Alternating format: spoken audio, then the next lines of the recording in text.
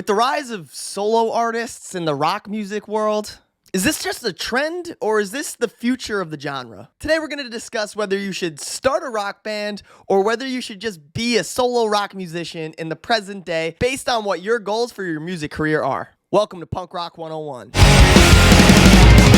Alright, so I want to preface this video with the fact that I am in no way trying to deter anyone from starting a band. This whole Punk Rock 101 video series is designed to help rock musicians in any way that I can using my personal experiences. And playing in a band with my friends, getting in a van and touring, and generally just writing music with others has led to some of the best times of my life. However, the music industry is constantly evolving and the world of rock music has changed a lot in the past few years. So today, we'll talk about when and why you should start a rock band, when and why it might just be better to be a solo artist, and then at the end, I'll review the pros and cons of each. So first, you kind of need to know what your goals in music are, because before you start to try to figure out if you should be in a band or just be a solo artist, you should have a general grasp on what you're trying to do. Do you want to play music professionally? Is it just a hobby? Are you young and you just want to start your first band because you've never done it before, so you just want to give it a shot? What kind of music are you looking to make? And it's okay to not have the answers to all of these questions right away. But the more you know about yourself and what you're trying to accomplish, the easier it'll be to figure out whether you should try to find other people to play with.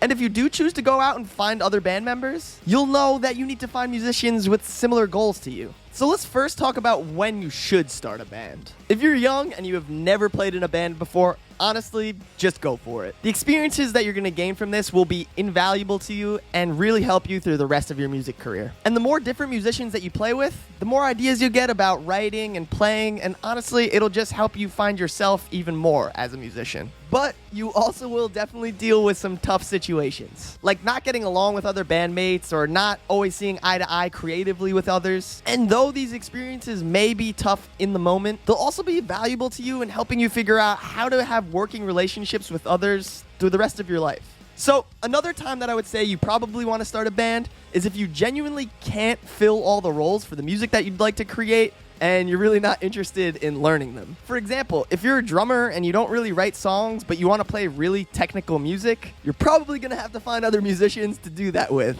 It's just the reality. Now, if music is your hobby and you're not really looking to pursue it professionally, this is another reason that starting a band is probably the move for you. If you just like to play and just want to hang out with friends and get out and play some shows and that's really all you're hoping to get out of music, then by all means, start a band. That's awesome. So now let's briefly get into why being a solo rock musician might actually be better for you. This is a role that I actually just recently took on for the first time in my entire life. I always was in bands and played with others, and still do in live situations. But I never had full control over a project until recently with Shakeout. So one of my favorite YouTubers, Finn McKenty, also known as the Punk Rock MBA, did a video recently called Is the Rock Band Dead? And in that video, he talks about two factors that I think are really important in figuring out whether you want to be in a band or not. The first being the economics of it all, your finances. And the second, even more important factor, in my opinion, is the logistics behind it. So let's talk really quickly about finances. If you're looking to make music a full-time career, and say you write really great songs and they're doing pretty well on Spotify, and you sell a decent amount of merch each month online,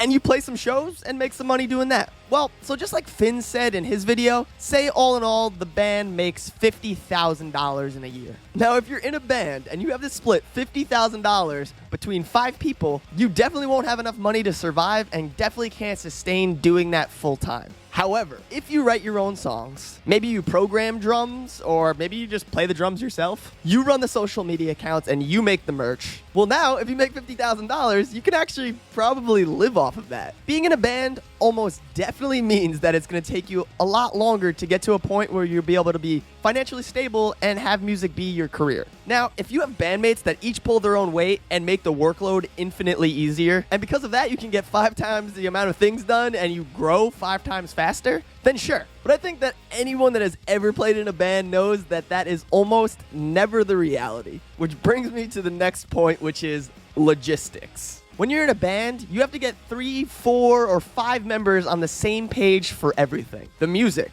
the merch, tour dates, social media, everything you have to get done. This is an incredibly difficult task. You have to find the people that have the same mindset as you and then hope that everyone pulls their own weight. And I've been in a lot of bands over the years, and I can tell you that the reality is this never happens. There's pretty much always going to be one or two people in the band that work harder than everyone else. And there's always going to be differences between people. And it isn't easy and can sometimes lead to you being held back. All right, so let's review both the pros and the cons of being in a rock band or just being a solo rock musician. Pros of being in a rock band. It's extremely fun to play music with others. Different musicians bring in different inspirations, and you can split up the tasks that need to be done amongst the members. Pros of being a solo artist. Any money made is yours. Something I didn't really mention earlier, but it's easier to market a person rather than a group of people. And you can push forward with your music and your project every single day without having to get a group of people on the same page. Cons of being in a rock band. Logistically, it is very difficult to find a group of people that are all on the same page and all equally as dedicated. And financially,